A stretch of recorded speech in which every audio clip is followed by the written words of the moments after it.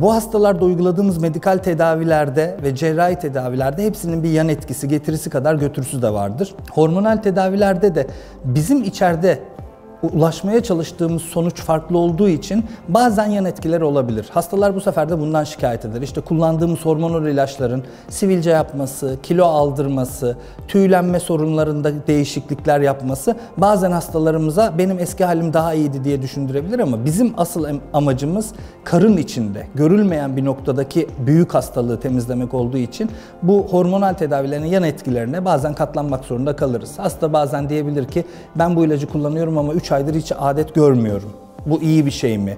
Hani bir şeyi yapmaya çalışırken başka bir şey mi bozdunuz doktor bey diye. Biz de onlara bu yan etkinin geçici olduğunu, ilaç kullanımı sonrasında fonksiyonların geri döneceğini ama bu arada kazancımızın suni menopoza sokmakta da böyledir. Yoksa 30 yaşında, 35 yaşında bir hastayı suni menopoza sokmayı biz de istemeyiz. Ama o sıkıntılı dönemi yaşaması sonucunda elde ettiği kar çok daha fazladır. Yan etkilerine rağmen bu ilaçların getirisi daha kabul edilebilirdir.